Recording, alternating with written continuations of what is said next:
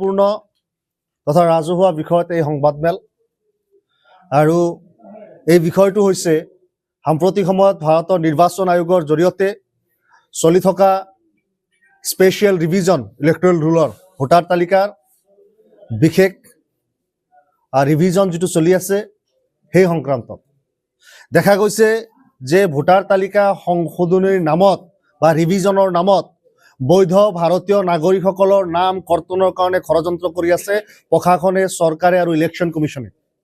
আমি খুব স্পষ্টভাৱে এই অভিযোগ উত্থাপন কৰিছো যে ভোটাৰ তালিকাৰ পৰা ভোটাৰৰ নাম কৰ্তনৰ বাবে ইতিমধ্যে তেওঁলোকে ষড়যন্ত্ৰ আৰম্ভ কৰিছে। বিভিন্ন মৌখিক আৰু হোৱাটছআপ গ্ৰুপৰ জৰিয়তে তথাকথিত আনঅফিচিয়েল যি ইনষ্ট্ৰাকশ্যনসমূহ BLO ছুপাৰভাইজাৰ তেওঁলোকলৈ পঠিওৱা হয় আৰু তাৰ জৰিয়তে গ্ৰাম্য অঞ্চলত শেহতীয়াভাৱে কোৱা গৈ আছে যে আপোনালোকে 7 নম্বৰ ফৰ্ম ফিল আপ কৰক। আজি চাওক, চেঙা সমষ্টি এটি সীমামূৰীয়া অঞ্চল, কামৰূপ জিলা, নলবাৰী জিলা আৰু গোৱালপাৰা জিলাৰ সীমাত অৱস্থিত এখন সমষ্টি। গোটেই ব্ৰহ্মপুত্ৰ নদীখন চেঙা সমষ্টিত, চাৰিওপিনে গৰাখহনীয়া। কৰবাত যদি কোনোবাই গৰাখহনীয়াৰ ফলত ইফালৰ পৰা সিফালে স্থানান্তৰিত হৈছে, তেওঁলোকৰ নামটো জোৰ জবৰদস্তি 7 নম্বৰৰ জৰিয়তে ফৰ্ম 7ৰ জৰিয়তে তেওঁলোকৰ নাম কৰ্তনৰ কাৰণে BLO সকলক নিৰ্দেশ দিয়া হৈছে বা BLO সকলে সেই ফৰ্ম লৈ ৰাইজৰ ঘৰে ঘৰে ঘূৰি আছে। 7 নম্বৰ ফৰ্মৰ জৰিয়তে কিয় ভোটাৰ তালিকাৰ পৰা নাম কৰ্তন কৰিব লাগে আমি স্পষ্ট জবাব বিচাৰিছো। আমি জবাব বিচাৰিছো নিৰ্বাচন আয়োগৰ পৰা যে আপোনালোক বিজেপিৰ বহতীয়া নেকি? আপোনালোক বিজেপি বা চৰকাৰৰ চুতলপিত কাম কৰে নেকি? যদি নকৰে, যিসকলক আপোনালোকে ৰিক্ৰুইট কৰিছে তেওঁলোকে আমাক জোৰ জবৰদস্তি 7 নম্বৰ ফৰ্ম কিয় ফিল আপ কৰি আহিছে? 7 নম্বৰ ফৰ্ম কাৰ কাৰণে চলে? 7 নম্বৰ ফৰ্ম যদি কোনোবাৰ মৃত্যু হৈছে, কোনোবাৰ বয়স কম, তাৰ পিছতো নাম উঠিছে ভোটাৰ তালিকাত, অনুপস্থিত বা স্থায়ীভাৱে স্থানান্তৰিত হৈছে বা ইতিমধ্যে অন্তৰ্ভুক্ত হৈছে আৰু ভাৰতীয় নাগৰিক নহয়, তেওঁলোকৰ কাৰণে 7 নম্বৰ ফৰ্ম। এই 7 নম্বৰ ফৰ্মটো কিয় বলপূৰ্বকভাৱে এই মানুহখিনিৰ ওপৰত জাপি দিব বিচৰা হৈছে আমি তাৰ স্পষ্টীকৰণ বিচাৰিছো। আজি যদি কোনোবাই স্থানান্তৰিত হৈছে তাৰ কাৰণে স্পষ্টভাৱে নিৰ্বাচন আয়োগৰ 8 নম্বৰ ফৰ্ম আছে। এই 8 নম্বৰ ফৰ্ম দিয়াৰ লগে লগে কোনোবাই যদি চেঙা সমষ্টি কোনোবা এখন গাঁৱৰ পৰা গোৱালপাৰা জিলাৰ পূব গোৱালপাৰা সমষ্টিত যদি স্থানান্তৰিত হৈছে তেওঁৰ নামটো যাওক, কিন্তু 7 নম্বৰৰ জৰিয়তে ইপিক ID সহকাৰে তেওঁলোকৰ নাম ভোটাৰ তালিকাৰ পৰা কৰ্তন কৰি তেওঁলোকক নাগৰিকত্বহীন কৰাৰ যি ষড়যন্ত্ৰ, এই ষড়যন্ত্ৰৰ স্পষ্ট বিৰোধ আমি AIUDF দলে কৰিছো। আমি স্পষ্টভাৱে জনাই দিব বিচাৰিছো, এই ধৰণৰ ষড়যন্ত্ৰ হলে AIUDF দল ৰাজপথত নামিবলৈ বাধ্য হ'ব। AIUDF দল বদ্ধপৰিকৰ। আমি বিগত সময়ত 1997 চনৰ যি স্পেচিয়েল ৰিভিজন আছিলে আমি চাইছো, তাৰ পৰা আমাৰ তিক্ত অভিজ্ঞতা আছে।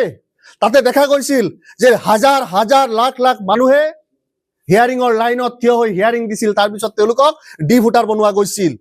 তদানীন্তন অগপ চৰকাৰ আছিল আৰু সেই অগপ চৰকাৰৰ সময়ত আমাক এই ধৰণৰ ৰিভিজনৰ জৰিয়তে ডি ভোটাৰ বনাইছিল। 2005 চনত এই ৰিভিজনৰ জৰিয়তে বহুত মানুহৰ নাম ভোটাৰ তালিকাৰ পৰা কৰ্তন কৰিছিল আৰু পুনশ্চ এই 2026 চনৰ SRৰ জৰিয়তে স্পেচিয়েল ৰিভিজনৰ জৰিয়তে আকৌ নাম কৰ্তন কৰিব বিচৰা হৈছে। আজি নিৰ্বাচন আয়োগে যদি এই নিৰ্লিপ্ততাৰ ভূমিকা পালন কৰি এটা অন্যায় যদি প্ৰশ্ৰয় দিয়ে, বৈধ ভাৰতীয় নাগৰিকৰ যদি কোনো এটা ৰাজ্যৰ বা দেশৰ কোনো ভোটাৰ তালিকাত যদি নাম নাথাকে, তেওঁলোকক ৰাষ্ট্ৰহীন কৰাৰ ষড়যন্ত্ৰ নেকি? এই ষড়যন্ত্ৰ বন্ধ হ'ব লাগিব। এই ষড়যন্ত্ৰ বন্ধ কৰিব লাগিব। চৰকাৰ, প্ৰশাসন, DC তেওঁলোকৰ জৰিয়তে আচলতে কৰিব বিচাৰিছে কি? তেওঁলোকক মৌখিকভাৱে মই শুনিছো বহুত BLOৰ পৰা, বহুত ছুপাৰভাইজাৰৰ পৰা ভাবুকি দিয়া হয়, চাকৰি নকৰিলে লিখি থৈ যাওক। এই ধৰণে ভাবুকি কিয়? এই ধৰণে ভাবুকি কোন আপোনালোক দিবলৈ? কোনো এজন 18 বছৰৰ ওপৰৰ বৈধ ভাৰতীয় নাগৰিকৰ নাম কৰবাত নহয় কৰবাত থাকিবই লাগিব আৰু সেয়া সুনিশ্চিত কৰিব লাগিব আপোনালোকে। নিৰ্বাচন আয়োগ যদি বিজেপি আৰু চৰকাৰৰ পুতলা, তেনেহ'লে তেওঁলোকে স্পষ্ট কৰক। যোৱা ডিলিমিটেশ্যনৰ সময়ত আমাৰ নিৰ্বাচন আয়োগৰ ওপৰত সন্দেহ আছে। যোৱা ডিলিমিটেশ্যনৰ সময়ত নিৰ্বাচন আয়োগে পুনৰ সম্পূৰ্ণভাৱে বিজেপিৰ বহতীয়া হিচাপে কাম কৰিছে। মই অন ৰেকৰ্ড কৈছো, নিৰ্বাচন আয়োগে যদি সম্ভৱ মোক নটিচ দি তেওঁলোকে তলব কৰক আপোনালোকে। আজি আপোনালোকে বৈধ ভাৰতীয় নাম কৰ্তন কৰিব, আমি সোধাই থাকিম, আমি মনে মনে বহি থাকিম? এই কথা হ'ব নোৱাৰে। এই কথা হ'ব নোৱাৰে। অজস্ৰ ভাৰতীয় অসমৰ নাগৰিকসকলক সুৰক্ষিত হ'বই লাগিব। তেওঁলোকৰ নাগৰিকত্বক এই ধৰণে চিলিবিলি খেলা নচলিব। আৰু আমি স্পষ্ট সহকাৰে AIUDF দল এই মানুহখিনিৰ পক্ষত, আমি বৈধ ভাৰতীয় মানুহৰ পক্ষত। কাৰো নাম, এজনো মানুহৰ নাম ভোটাৰ তালিকাৰ পৰা কৰ্তন হ'বলৈ আমি নিদিওঁ। আমি কাৰ্যক্ষেত্ৰত যিখিনি দেখিছো বিএলঅ'সকলক ছুপাৰভাইজাৰসকলক বা পাব্লিকক 7 নম্বৰ ফৰ্ম টুচি দি থকা হৈছে। কিয় 7 নম্বৰ ফৰ্ম দিব লাগিব? এই ফৰ্ম বাতিলৰ ফৰ্ম, এই ফৰ্ম আপত্তিৰ ফৰ্ম। আপুনি বিএলঅ'সকলৰ জৰিয়তে আপত্তি কৰাব। আমাৰ গাঁৱৰে বিএলঅ', আমাৰ গাঁৱৰে মানুহ, আমাৰ নিজৰ মানুহৰ জৰিয়তে আপত্তি কৰাব কাৰোবাৰ বিৰুদ্ধে, এই কথা হ'ব নোৱাৰে। আপোনালোকৰ যদি কাৰোবাৰ নাম স্থানান্তৰিত কৰিবই লাগে 8 নম্বৰ ফিল আপ কৰিবলৈ সুযোগ দিয়ক। 8 নম্বৰ ফিল আপ কৰি তেওঁ ক'ত যাব বিচাৰে, ক'ত আছে তাতে যাওকগে, আমাৰ কথা নাই। আজি কোনোবাই বিবাহ হৈছে, বিবাহ হ'লে আজিৰ সময়ত কি হৈছে, বিবাহৰ মুছলিম মেৰিজ এক্টখন বৰ্তমান ওলমি আছে, যাৰ কাৰণে বিয়াৰ প্ৰমাণ পত্ৰও নহয়। গাঁওবুঢ়াসকলৰ চাৰ্টিফিকেট, অমুকৰ চাৰ্টিফিকেট, তমুকৰ চাৰ্টিফিকেট গোটাবলৈতো মানুহক সময় লাগিব। আপুনি যদি সেইজনী ছোৱালী, সেইজনী বোৱাৰীৰ যদি নামটো কাটি দিয়ে, তেওঁ ক'ত গৈ নাম তুলিব? ইমান দিনতো নামটো আছিল, আজি হঠাৎকে আপুনি এই স্পেচিয়েল ডিভিজন আনি ভোট কাটাৰ যন্ত্ৰ হিচাপে যদি স্পেচিয়েল ডিভিজনক আৰম্ভ কৰিছে, তেনেহ'লে আপোনালোক যে ভোট চোৰ বুলি অভিযোগ উঠিছে, সেই অভিযোগ সত্য হ'ব। চাওক, অসমৰ ৰাজনীতিত এই ভোটাৰ তালিকাত দিশ বহুৱা, ভোটাৰ তালিকাৰ পৰা নাম কৰ্তন কৰা, ভোটাৰ তালিকাৰ লম্বা লাইনত বাচ্চা পৰ্যন্ত জন্ম দিয়া, এইবিলাক কেৱল আৰু কেৱল অসমৰ সংখ্যালঘু মানুহক যন্ত্ৰণা দিয়াৰ কাৰণে বিগত সময়ত কৰিছে। আৰু এইবেলিও দেখা গৈছে যে বিজেপিক বিৰুদ্ধাচৰণ কৰা মানুহকো এই ধৰণৰ হলঠেকত পলাব বিচৰা হৈছে, বা এটা বাৰৰ কাৰণে তেওঁলোকক ভোট কৰ্তন কৰিব বিচাৰিছে। আন কৰবাত এনেকুৱা অভিযোগ উঠিছে, যিখিনি অনা অসমীয়া মানুহ বা যিখিনি বিজেপিৰ ভোট বেংক হিচাপে চিহ্নিত হ'ব, সেইখিনি মানুহক বা বিজেপিৰ ভোট বেংক যিসকলক ক'ব পাৰি, তেওঁলোকৰ নাম আকৌ কৰবাত সোমাই দিব। এই ধৰণৰ নহ'ব।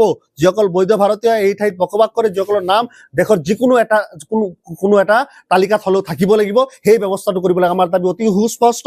7 নম্বৰ ফৰ্ম ফিল আপ কৰিবলৈ আপোনালোকে জবৰদস্তি নকৰিব। যদি কাৰোবাৰ স্থানান্তৰ কৰিব লাগে 8 নম্বৰ ফৰ্ম ফিল আপ কৰক, আমাৰ আপত্তি নাথাকিব। এইটো স্পষ্ট। এই কাৰ্যক্ৰমণিকা নিৰ্বাচন আয়োগৰ দ্বাৰা পৰিচালিত হয়।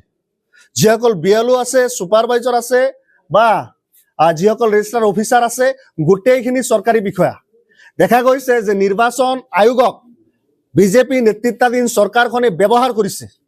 ইতিমধ্যে আপোনালোকে ভিডিঅ' কনফাৰেন্স শুনিছে, লিক হৈছে বা তাতে কথা হৈছে, বিজেপিৰ সভাপতিয়ে কয় 10,000কে সমষ্টিৰ প্ৰতি মানুহৰ নাম কাটিব লাগে। চাওক, তেওঁলোকৰ বিৰোধী মানুহৰ নাম কাটিব লাগে। চাওক, মুখ্যমন্ত্ৰীয়ে কয় যে নামটো কাটা যাবই।